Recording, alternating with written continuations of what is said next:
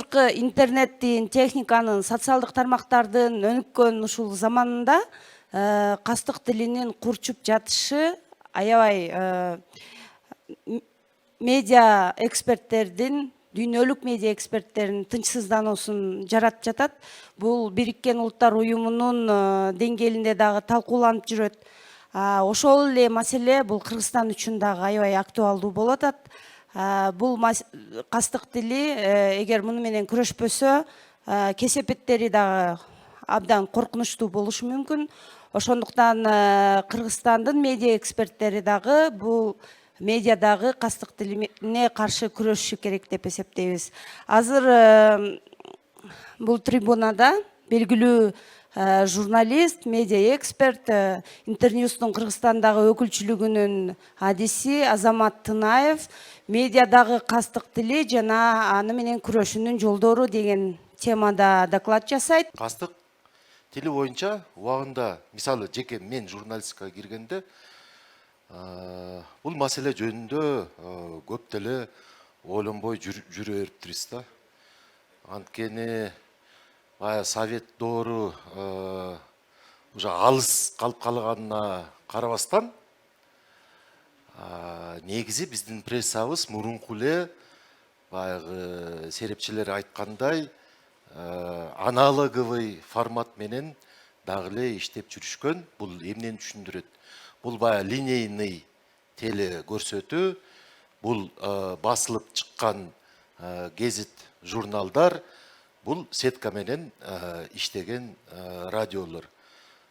Биз иштеп баштаганда болгон соц тармактардан АКШда Улан Мелизбек аттуу жердешибиз чыгарып жүргөн газета Кейджи деген сайт бар болчу. Андан тышкары Дизель Элкат Кейджи деген форум бар болчу. Политика и общество деген абдан белгилүү. Бирок техникалык деңгээлибизге жараша ошол соц тармактар биринчи алгачкы соц тармактардын жана прообраздары элдин баарына деле мындай жетчү эмес да. Биринчиден баардыгыбыз жөнөкөй эле кнопочный мобильный телефондор менен колдонуп жүрчүбүз. Смартфондор деген жокко эсе болчу. Могул ноутбугубузда кымбат, интернеттин баасын айтпай эле коеюн. Даже керек болсо айтат элем, бул өзүнчө бир элитардык чөйрө болчу 2000-жылдардын башында. Анан журналистикадан кетерде карасам, биздин кесибиз, биздин чөйрөбүз түп тамырынан өзгөрүлүп калыптыр. Эмне үчүн дегенде, мына мен кетип атканда деле 14-жылы Азаттык радиосунун орус тилдүү сайтынын редактору болуп иштегем. Султан Жумагуловдун алдында. Мен кетип атканда журналисттердин баары паника болуп отуруп калган. Бизди благосфера утуп атат, блогерлер биздин аудиториясты тартып алды, ол эрте келечегибиз эмне болот деп. Анан ошондо эле кандайдыр бир мындай ички сезим деле эмес, ишенич бар болчу. Бул баягы замандын чакырыгы. Албетте кайсы бир мындай баштапкы этапта биз ага кандай жооп бере алабыз, эмне кыла алабыз деген түшүнүгүбүз жок болгону менен, бирок мен айтып аткан ишенич медиаларга бир аз эле гана убакыт керек болот. Албетте ошол чакырыкка тийиштүү бир өзүнүн жообун, өзүнүн реакциясын кылат деген мындай ойдо болчумун. Мына бизге реальность эмнени көрсөтүп берди? Азыр блогерлер баягыдай саясий журналисттерге, социалдык журналисттерге конкуренция тескеринче кыла албай койду. Алар бир убакта кирип алып, мындай модный тарап болуп калган үчүн эми блогерлердин баары баягы Орозгүл жакшы айтып кеткен жана инфотеймент деген бөлүгүнө кетип калышты. Алардын ойлогону бул коомчулуктун маселелер эмес, проблемалар эмес, алардын ойлогону монетизация, аудитория, YouTube канча акча төлөп берет экен, TikTok канча акча төлөп берет экен деп эле ушундай мындай оюн зоок, көңүл көтөрүүчү медианын тармагына кетип калды. Мен аны мен сындабайм. Бул закон ченемдүү көрүнүш. Биз кайра эле журналисттер калып калыптырбыз. Элдин көзүнчө, элдин алдында алардын көйгөйүн айтып, бийликке так жеткирип, бийликке так талаптарды кое турган күч кайра эле мына 4-чү бийлик биз калып калдык. Ошол чакырыктар эми көптөгөн. Биз идеалдуу кандайдыр бир стадияга келди деп айткандан алысмын. Чакырыктар дагы эле көп, маселелер, проблемалар дагы эле көп. Ошол маселелердин бири кастык тили. Негизи эми биз түшүнөбүз да, кастыктын тили деп айтышыбыз керек. Тилибиздин грамматикасына жараша, бирок бул бүт тилдердин тенденциясыбы мындай экономдоштурганга умтулат экен. Байкасак биз деле соц тармактарда кыскартып, ошон үчүн билбейм, эми кастык тил деп айтып жүргөнүбүз 2-3 жылдан кийин тилдин нормасы жалпы кыргыз тилине мындай карама каршы болбой эле мындай формат катары калыптанып калат деп. Бул эгерде билем да, эми журналисттердин жартысы филологдор. Бул мен алдын ала айтып кетип атам да, эгерде бирөө замечание кылса. Дилбар туура айткандай, бул түшүнүк, бул термин негизи англис тилинен келди. Hate speech, язык ненависти. Кыргызча биз кастык тил деп койдук. Орусча язык вражды. Бирок силер көптөгөн маалымат булактарда, китептерде, ошол эле соц тармактарда, изилдөөлөрдө язык ненависти деп да окуп калсаңар, же риторика вражды деп да окуп калсаңар, ага көңүл бурбай эле койгула. Анткени бул түшүнүктөрдүн баары синоним болуп келет. Ушул сүрөткө бир сөз менен мүнөздөп бергиле деп силерге сунуш кылып атам. Ордуңардан мындай катуураак эле айтсаңар болот. Залдан микрофон берип Эмне коюңуздар. эмоцияны жаратат, эмне ойлорду, кандай мамилеңерди туудурат ушул сүрөт? Мээрим, анан сагынуу, дагы сүйүү, туура, урматтоо, дагы бул уже баягы мындай словосочетание болуп калганы менен туура. Бул эми көрдүңөрбү, эч кандай талаш жок. Баарыңардын лексикаңар, айткан сөзүңөр, салыштырмалууңар бирдей болуп, бул ичибизде кандайдыр мындай бир жылуу сезимди жарата турган сүрөт болду. Рахмат катышып бергениңизге. Эми кийинки сүрөт: маданиятсыздык, шылдыңдоо, нарксыздык, көпкөндүк, эң сонун. Рахмат байке. Маңкуртчулук. Маңкуртчулук. Я. Макалё? Түшүндүм. Чын эле мындай карасаңар, бизге окшогон бейжиктери бар экен. Кыздыкы дагы, анан жанында отурган ким, коллегасыбы, кесиптеши, билбейм. Семинарга келген окшойт чын эле. Мындай карасак, эки сүрөт окшош. Эмне үчүн? Анткени тартылган жери бир. Бул атактуу Рухордо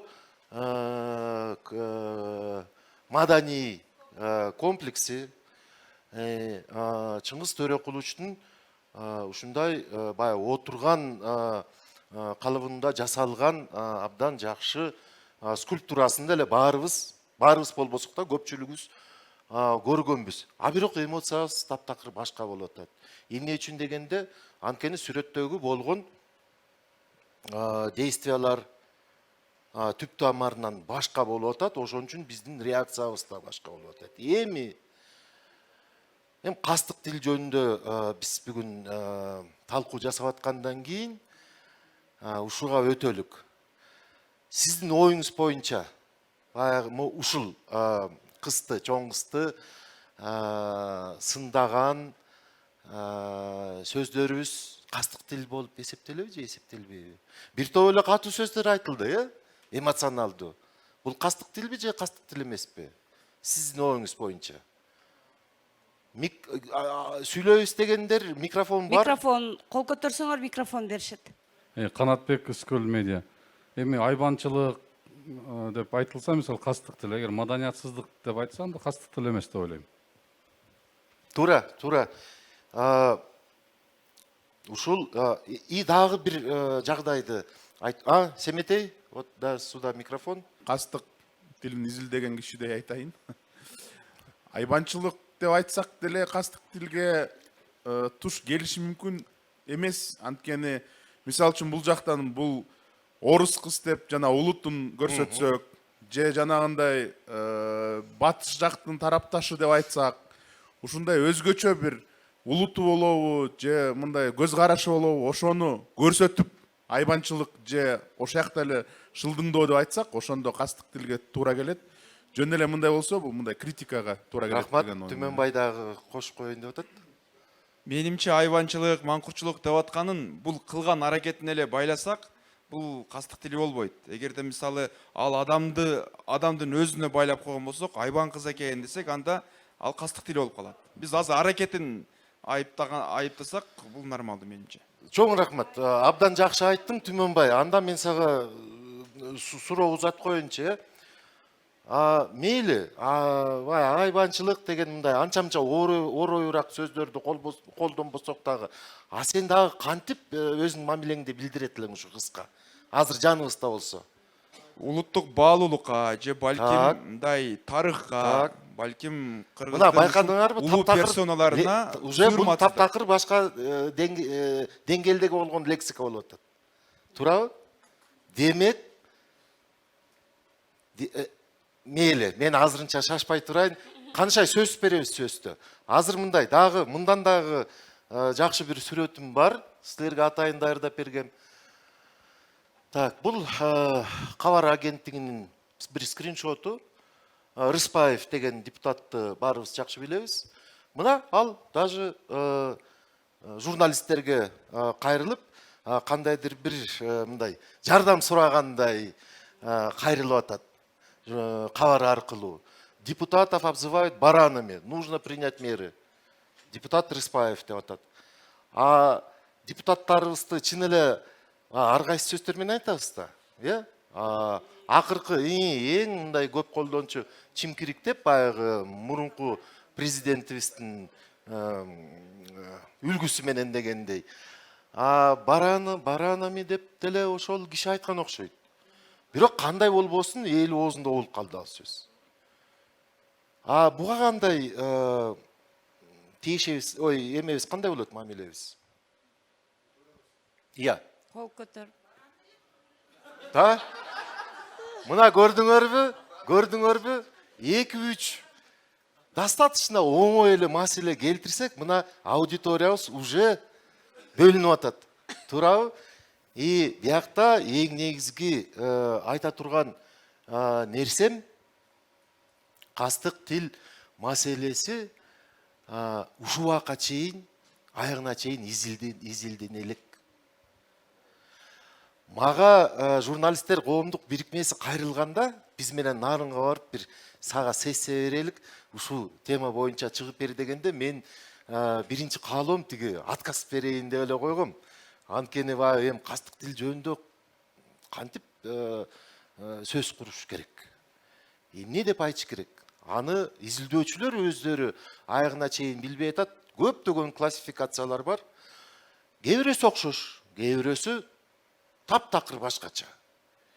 Бирок ошого карабастан биз журналисттерге, өзгөчө журналисттерге ушул маселени изилдеп, аягында кандайдыр бир мындай жалпыланган, баарыбыз тең кабыл алган стандарттарды чыгармайынча таптакыр болбойт.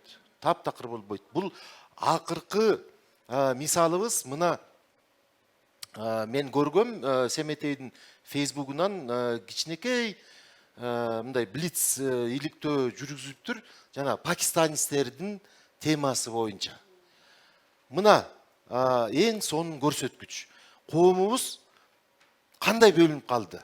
Кандай бөлүнүп калды? Бирөөлөр пакистанецтерди аяп, аларды жактап, баягы өздөрүнүн мындай бир чындыгын айтып атышса, башкалар такыр болбой, жок, кереги жок, биз буларды каяктан билебиз, бизге такыр окшош эмес, кийимдери башкача, ай эмне талпа болуп жүрүшөт, булардан эмне күтсө болот, эртең деп андай абдан тынчсыздануу менен кабыл алган, ушул ситуацияны кабыл алган жарандарыбыз да бар. Алар менен кошо дагы 3-чү группа бөлүнүп калды. Алар айтат, эми келсе келе берсин, бирок аларды турист катары биз тааныбайбыз. Тиги барчу өлкөлөр карантин деп айтаткандан кийин келсин, бирок бизде ошо кадимки карантинде жүрүшсүн деп мындай же тиги лагерге кошулбайт, же тиги лагерге кошулбаган, эми алардын ою боюнча мындай калыстык бир позицияны кабыл алып атабыз деп алар да өздөрүн ойлоп атат окшойт. Ошондой көрүнүштөр көп. Кастык тил маселесинин кубулуштары андан да көп. Көз караштар таптакыр башка. Бир эле ситуацияга керек болсо жана разный адамдар эмес, биздин өзүбүздүн реакциябыз керек болсо күнүгө өзгөрөт. Бир эле маселени бүгүн биз мындайча айтабыз, эртеси күнү таптакыр башкача айтып, өзүбүз эле. Өз ичинен эч кандай бир мындай биргиликтүү бир эмеге келе албасак, коом деңгээлинде аны кантип айта алабыз, кантип биле алабыз. Ошон үчүн биз каалайбызбы, каалабайбызбы, жана стандарт деген нерсе, биз билебиз, журналисттердин стандарттары көп. ЖМК тууралуу мыйзам бар.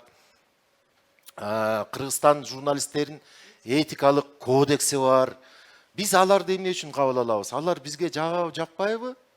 Биз раз ошону сүйлөшүп, иштетип чыгарып, медиа чөйрөгө сунуш кылып аткандан кийин, аны действительно биз просто кабыл алышыбыз керек. И ушул темада боюнча мына жазылгандай, кастык тили бул адамдар бири-бирине сөздөр аркылуу билдирген өтө терс жекчил мамилелердин аталышы. Мына жооп абдан жөнөкөй. Биз өзүбүздүн депутаттарыбызды кандай жаман көрбөйлүк. Аларга кандай эмебиз болбосо, вот мисалы өткөндө жана Марс айтып кетпедиби, жана маалыматты бурмалоо тууралуу мыйзам кабыл алынды. Хотя биз баарыбыз 2 жылдай, ачыгын айткан пафосы жок айтсам, салгылаштык. Биз менен кошо канчалык жарандар кошулуп, аянттарга чыкчубуз, жөө марштарды уюштуруп.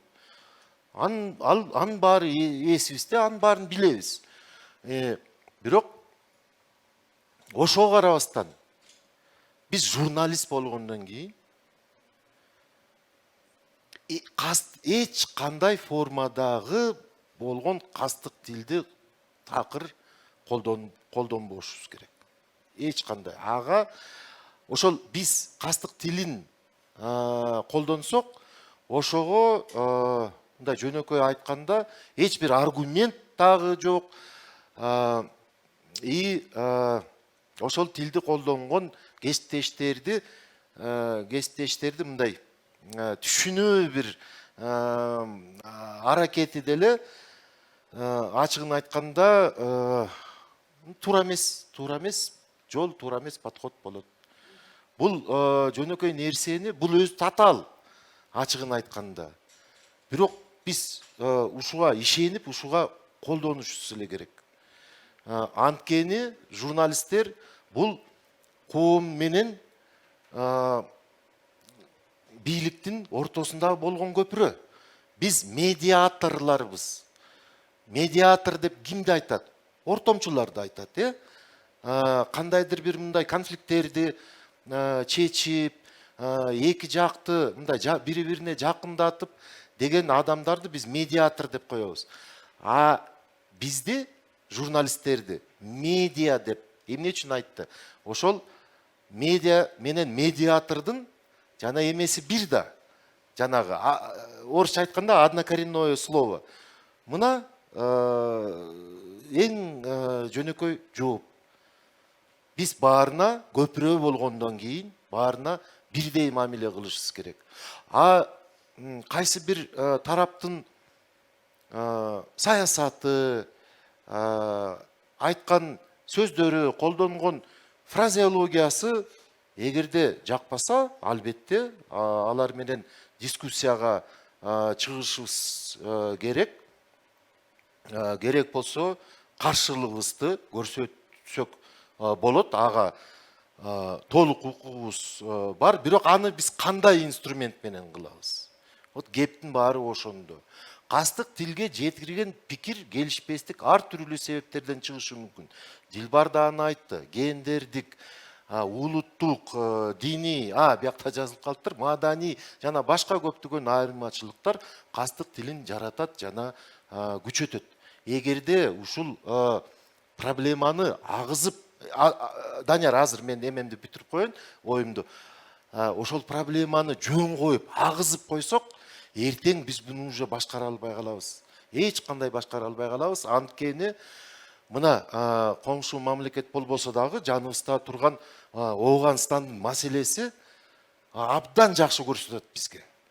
Коомдо келишпестик болуп, кастык тил колдонуп, эки жак бири-бирин укпай, диалогко барбаса, кызматташтыкка барбаса,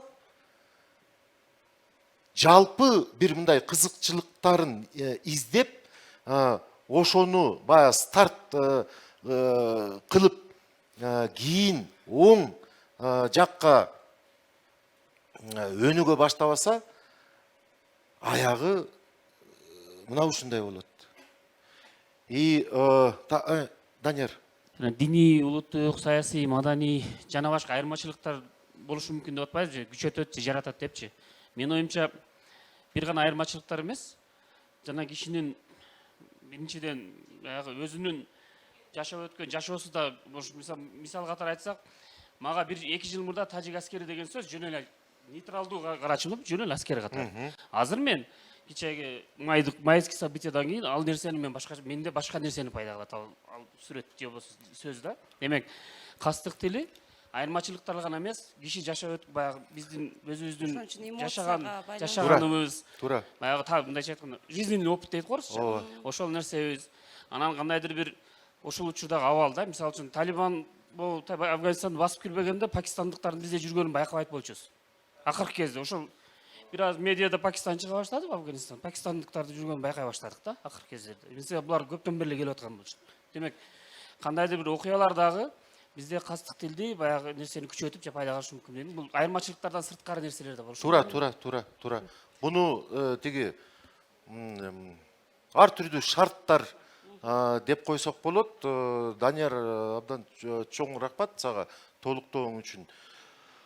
Эми келип туруп, кастык тилдин максаттары эмне болуп келет? Талаш тартыш жаратуу, басмырлоо, кемсинтүү, күнөө тагуу, коркутуу, зордук зомбулукка чакыруу, зордук зомбулукту уюштуруу.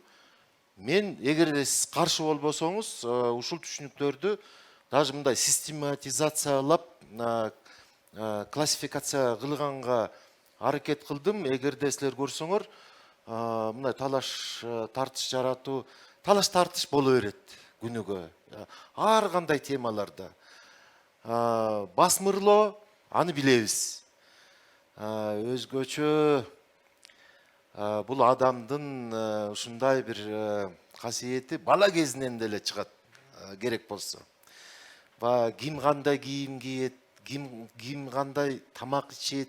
Мына социалдык араздашуу, коомдук, адамдык араздашуу, мына керек болсо ушул ушундай бала кезибизден башталып бизди өмүр бою ээрчитип келип азыр болсо күнөө тагууну биз жакшы билебиз.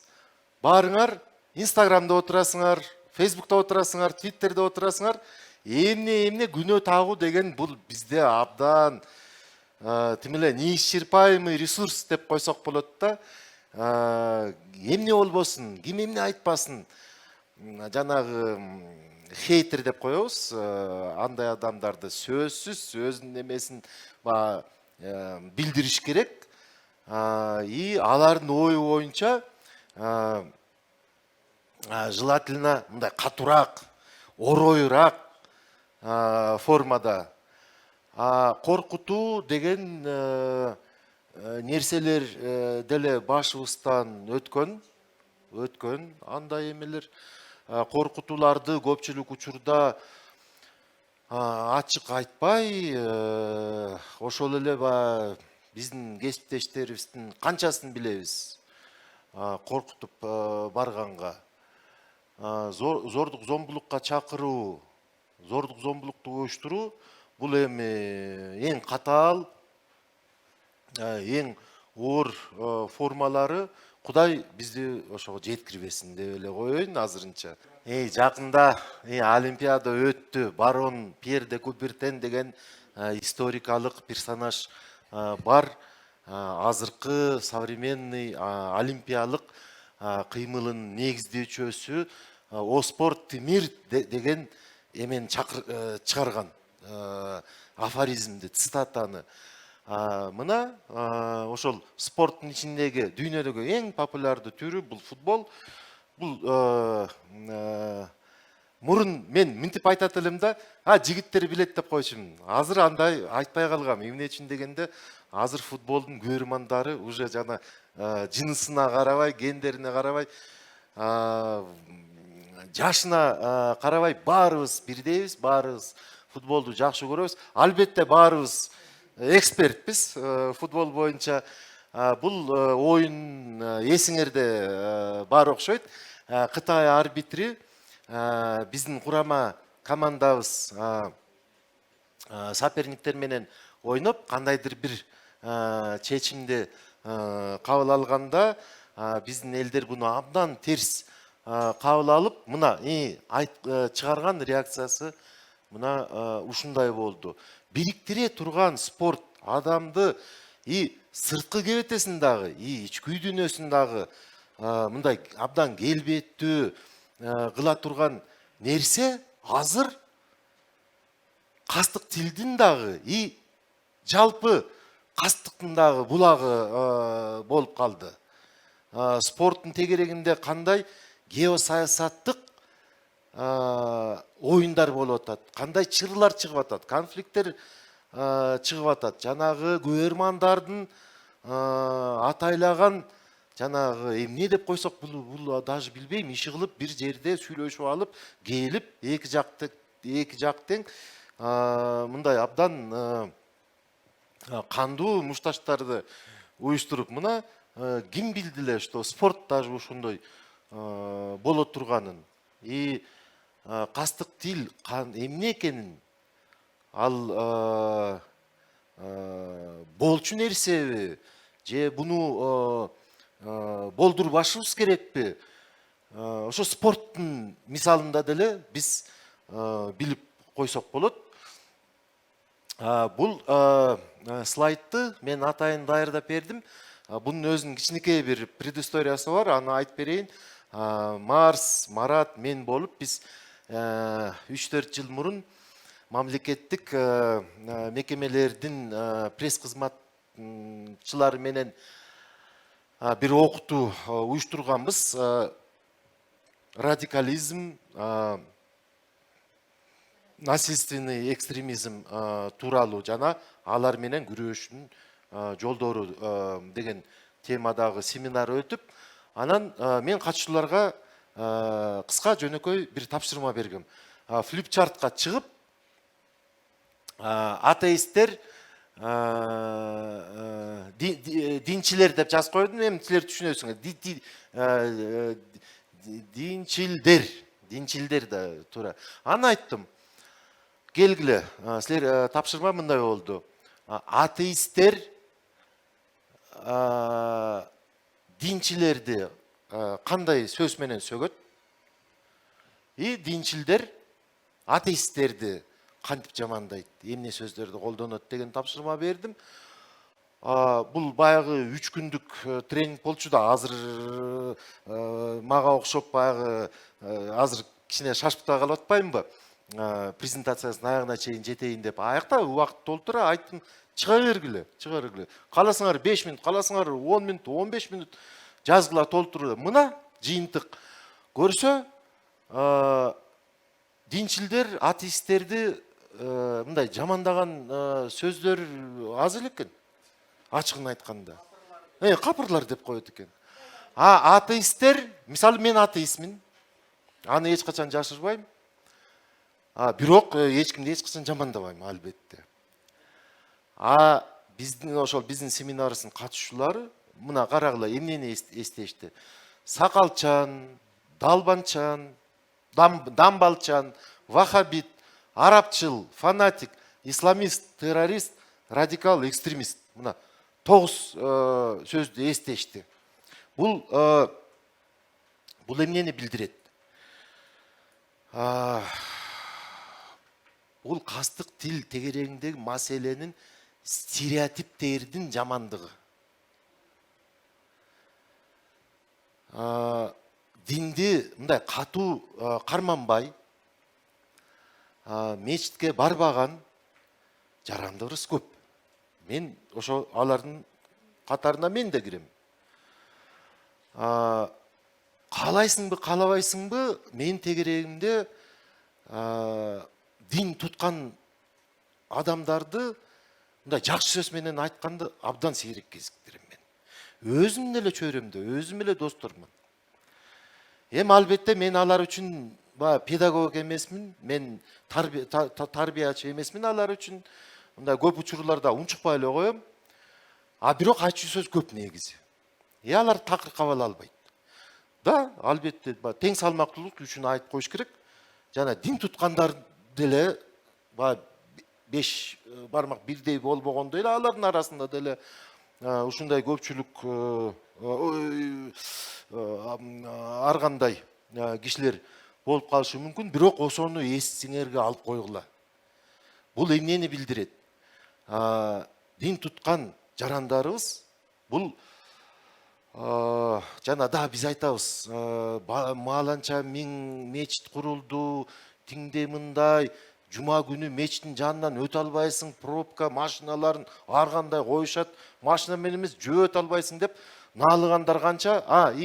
Түнкүсүн тиги азандан азаны уктатпайт, мэрияны эмнени карап жүрөт, ушуну баягы эметпейби деген эмелер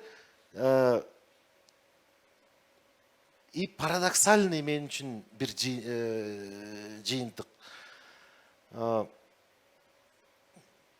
Менин оюмча, жеке оюм боюнча, дин туткандар азыр кандайдыр бир мындай дискриминация алып калган социалдык топтой көрүнөт мага.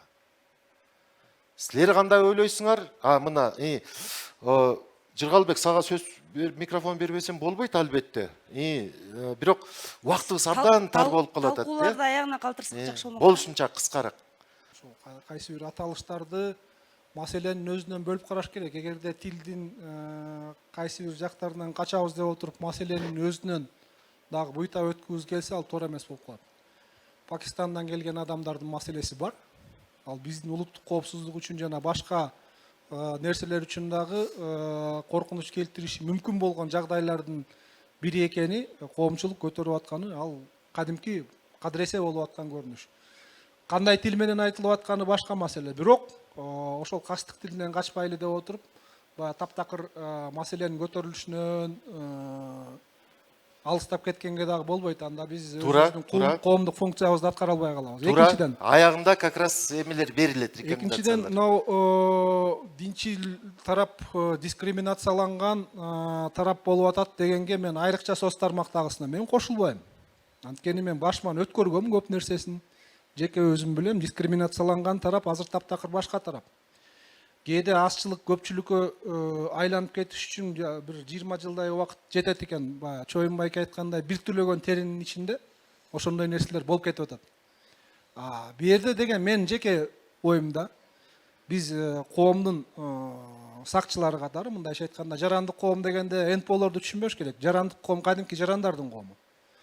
Ошол жарандык коом катары биз жарандык коомдун сакчылары же болбосо жарандык коомдун өкүлдөрү катары аларга маалымат берген адамдар катары жасай турган нерсе маселе көтөрүлүш керек. Көтөрүлгөндө улуттук кызыкчылыктан көтөрүлүш керек. Ошол жалпы коомдун кызыкчылыгынан. Анан ошондо менимче туура ориентир болот. Жыргалбек, чоң рахмат. Биз Рахмат. уланталык кийин дискуссиядан. Бир гана эле мындай сөз айтып кете турчу нерсе, дин чөйрөсүндө биз билебиз абдан көптөгөн группалар бар. Абдан көптөгөн группалар бар. Расмий өкүлчүлүгү болуп эсептелген жанагы муфтиятыбыз тааныбаган группалар канча. Алардын адресине чыгып, аларды мындай ачыкка чыгарган аракеттери да абдан арбын. Бул эмнени айтасыз, Жыргалбек? Кандай түшүнүш керек болуп атат? Да, мен тиги динчилдердин баарын идеалдуу деп айтпайм. Алардын арасында көптөгөн башка ойдогу адамдар бар и группалар бар. Керек болсо ошол группалар Кыргызстан эмес, Кыргызстан четинде башкарылып, каржыланып жүргөн. Бирок андай түшүнүктүү нерселерди мен айтпай, унчукпай кеткен себебим, анткени баарыбыз кесиптештерибиз, мен билгенди силер да билесиңер. Ошон үчүн бир нерсеге мындай көңүлүңөрдү бурам. Кээде бир нерсени айтпай койсом, ал баягы не значит, что мен баягы ал маселе эмес же кандай. Көп нерсени эми силер өзүңөр дагы мындай толуктап мени туура түшүнгөндөй эмеңер бар. Мен аны билем. Мына дагы кастык тилдин колдонушунун дагы бир мисалы көрүп атасыңар. Раскрыта сеть ЦРУ, готовящая мятеж Киргизии деп. Мына ушундай дагы статьяларды чыгарат. Бул арабызда жүргөн журналисттер, бул биздин кесиптештерибиз. Бирок бир кызыктуу жагдай ушу келтирилген макаласы келтирилген гезит жакында эле жабылып калган болчу. Знаете, бул абдан мындай чоң символикалуу нерсе болуп атат да. Конфронтация, кастык тилди колдонгондо элди, өкмөттү бөлүп жарган журналисттердин аягы, вот мен ишенет элем, сөз ушундай болуш керек да. Эчтегеге жетпей, соодасы бүтүп, жабылып, таптакыр эле жок болуп калганы бул эң туура жыйынтык деп эсептейт элем да. Мына дагы бир кызыктуу сүрөт. Бул раматылык Чубак ажыбыз Ошко барганда аялдар менен болгон жолугушуу экен. Ушул сүрөт чыкканда Facebook тим эле дүркүрөп кетти. Болду, өлдүк. Эртең булар басып алат бизди. Всё. Мамлекетти унуткула. Светти Кыргызстан деген жок деген абдан паникалуу кандай посттор чыкты. Бул сүрөткө уже бир нече жыл болду. Эмне өзгөрдү? Эчтеке өзгөргөн жок. Мына болгон байкуш ажыбыз эле өтүп кетти. Вот болгон айырмачылыгы ошондо эле. Эмки сүрөт кайра эле ушул байкени эстейлик. Мындан бир нече жыл мурун чоң скандал чыгып кеткен. Жанар Акаев тиги жогорку кеңешке намазкана ачылып, бул туура эмес, бул болбойт деп, бирок ал позициясында мындай аргументтеп, жакшы аргументтер берген.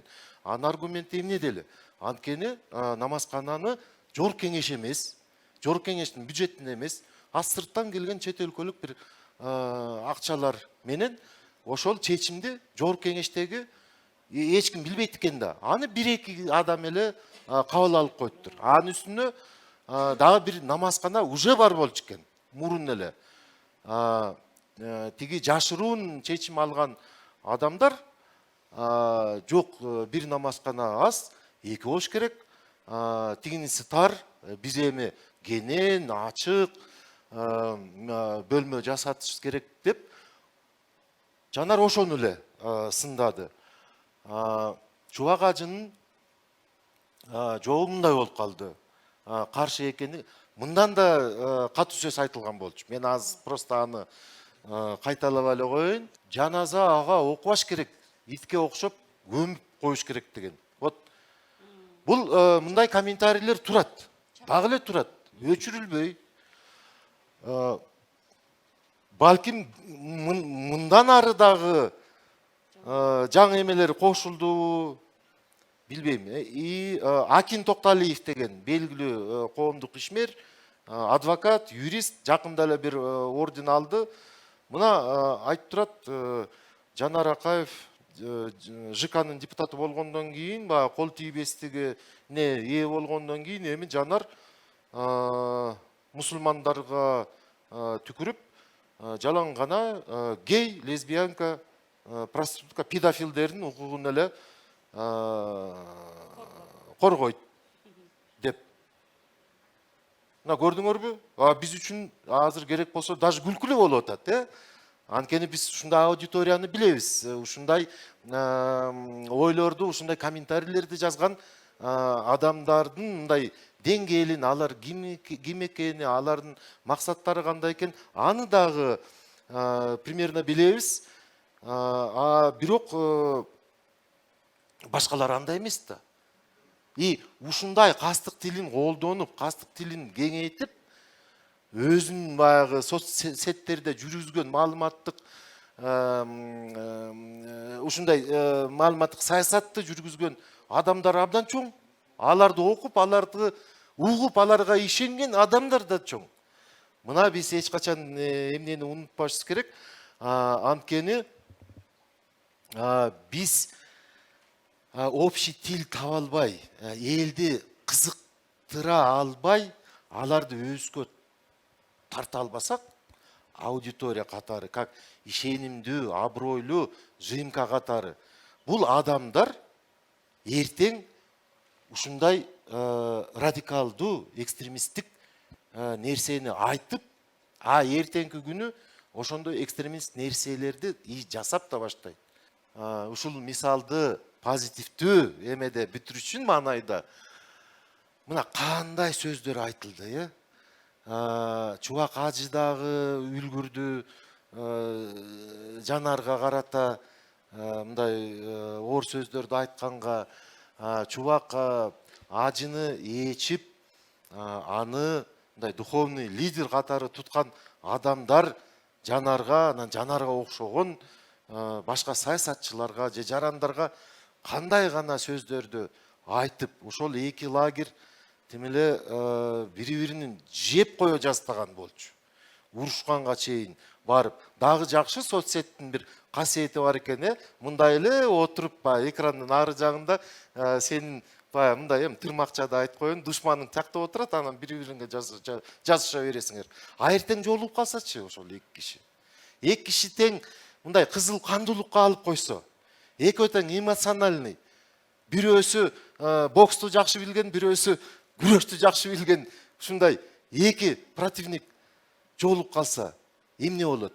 Мына ошон үчүн баягы биз кээде айтып коебуз го, эми биз деген медиабыз, соц тармак деген соц тармак жок. Азыр медиа менен соц тармактын чек арасы давно жоюлган. Чак эле бир чөйрө болуп, ошон үчүн биз да ошону унутпашыбыз керек. Эч качан. Аягы орозо айлардын султаны деген сөз бар. Алтынбек Сулайманов агабыз, белгилүү аалым Чубак Ажы Жалилов экөөбүздү ооз ачарга чакырып, абдан жылуу баарлаштык. Элибиз терең урматтап сыйлаган Чубак Ажы агабызга дагы, Алтынбек агабызга дагы жакшы кеп кеңеш, жылуу сөздөрү үчүн алкыш айтам. Жаңылбас жак, үндүрүлбөс туяк болбойт дейт. Баарыңыздардын орозоңуздар кабыл болсун, өлкөбүздө ынтымак, ырашкерлик болсун деп Жанар Акаев 2019 жылы 15 майында ушундай постту чыгарды. Bunun ең негізгі сабағы любой конфликт ерте кеч бүтөт. Биздин пикирлерибиз, көз караштарыбыз ар кандай болуп, жалаң гана ошон үчүн биз мындай араздашып, бирибиз менен салгылашкандын мааниси жок. Адамдардын ниети жакшы болсо, чын эле, эгерде алар өзүнүн жоопкерчилигин сезсе, Чубак ажы билесиңер, ал лидер, диний. Жанардын артында канчалаган жаштар турат. Жанарга ишенип, Жанар Кыргызстандын саясатын келечеги деп жүргөндөр. Ушундай адамдар как раз таки наоборот баягы да алар ар кандай өзүнчө боло берет. Бирок достукка эмне жетсин? Чын эле. Биздин атактуу жарандарыбыз артында көптөгөн адамдар турган саясатчыларыбыз, жарандык активисттер. Мына эң жакшы үлгүсү ушул. Дональд Трамп деген байкебиз бар. Ага абдан көп көңүл бурган болчумун. Анткени Дональд Трамп азыркы саясаттагы социалдык чөйрөдөгү кастык тилдин ким эле атасы болуп калганда, бирок убакыт чын эле аз болуп атат. Ошон үчүн мындай эле силерге мына облако слов деген нерсе бар. Көрдүңөрбү, Трамп тиги теракттарды ак жарандар, ак дегеним бул американецтердин өздөрүнүн баягы саясий сөздүгү ушундай. Ошону твиттерине жазганда көрдүңөрбү? Together, unity, God, families, lives, care деген сөздөрдү колдонуп атат. Бул мындай орусча айтканда умиротворяющий, мындай кандайдыр бир мындай стабилдүүлүккө чакырып, мындай аяр мамиле менен жасаган ошундай лексика басымдуулук кылат экен. Террористтик чабуулдарды ак эместер жасаганда мына лексикасы эң чоң чабуул, террористтер, маст деген должны деген, мы аларды эртең должны атабыз, камайбыз деген мааниде. Журналисттердин жообу кандай болду? Бул гезиттин атын унуп калдым. Дүйнөдөгү эң кыска статья. Заголовкасы Трамптын твиттери тууралуу. Токто. Жөн эле токто. Көрдүңөрбү? Ушул слайд бүт дүйнө жүзүнө тарап, ачыгын айтканда Трампты кандай чоң эмелерди, сатираларды жазып атышты, памфлеттерди жазып атышты, филитондорду жазып атышты. Эч бирөөсү андай эмеге ээ болгон жок. Көңүлгө. Бул кичинекей твит менен журналисттер Трампты просто өлтүрүп коюшту. Анткени элдин баарына уже түшүнүктүү болду. Ушундай оригиналдуу, нестандартный нерселер менен дагы кастык тил менен күрөшсө болот.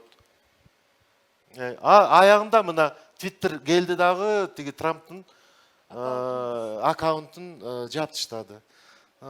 Тоже абдан жакшы чечим. Силерге бир видеону көрсөтүп берейин, да, наша техническая группа уважаемая.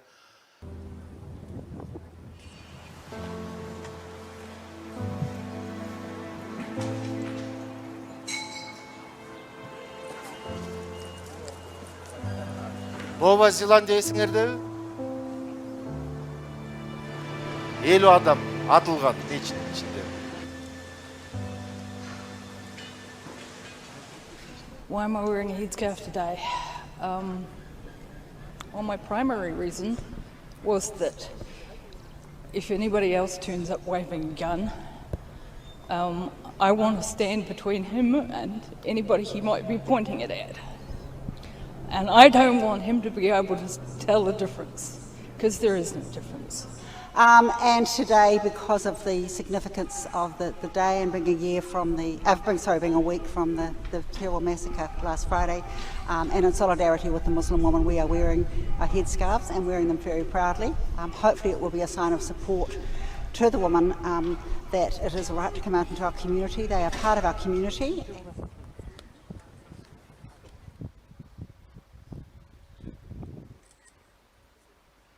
I think it's a time for everyone to put aside, their religious views and stuff like that, and all get together, just show respect, and all wearing this, not really about a religious thing at the moment, it's about all us standing together and showing respect and, keeping each other safe.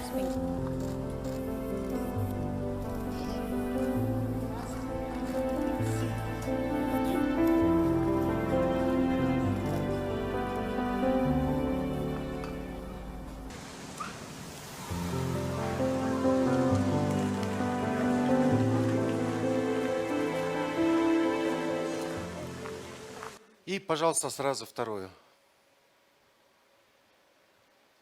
Суроо жоопко убактыбыз аз калып атат да. Ушу менен бүтөт.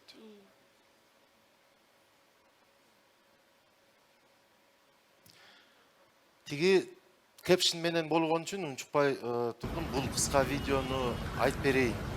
Жана Крайстер Чорч деген шаардагы жана массовый стрельбадан кийин 50 киши адам курман болуп калган террористтин колунан.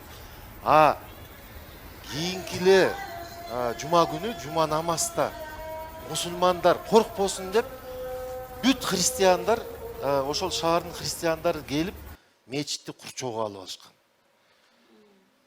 Биздин мусулман жарандарыбыз өзүнүн парзын тынч, эч кандай коркунучу жок аткарып алсын деп ушундай живой цепке туруп алышкан. И последний слайд уже. Мына ушул сүрөттү көргөндө мен абдан толкунданып,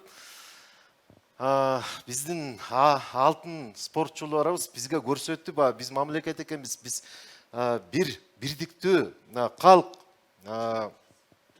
бирдиктүү коом экенибизди көрсөтүп берди. Булар кандай ийгиликке жетсе, Олимпиаданын эң өйдөнкү медалдарына силер дагы мына биздин эмебизде жазылгандай эле баарыңар ийгиликке жеткиле, чоң жакшы кадамдарды шилтеп биздин журналистикабызды көтөрөлүк, кастык тилине жол бербейлик. Рахмат. Чоң рахмат презентацияңызга. Азыр залдагы суроолорго өтөрдөн мурда мен ушул презентацияны улай бир суроо берип алайын, өзүм укугуман пайдаланып. Азамат Байке, бул ушул эл аралык медиа эксперттер кастык тили менен күрөшүүдө мындай жазык жоопкерчилигине тартпаш керек. Бул деген жарандык, административдик жоопкерчилик болуш керек деп жыйынтык чыгарышат экен да көбүнчө. Анан сиз ушул ойго кошуласызбы? Анан бизде социалдык тармактарда гана эмес, медианы аралап кетти кастык тили. Ошону менен биз эми кантип күрөшүшүбүз керек? Кандай жолдорун сунуштайсыз? Мен албетте ага толугу менен кошулам. Анткени репрессивдик чаралар менен биз эч качан баша адамзат бир да маселени чечилик ушул убакка чейин. Тескеринче репрессивдик чараларды колдонгондо ошол кайсы гана болбосун проблема.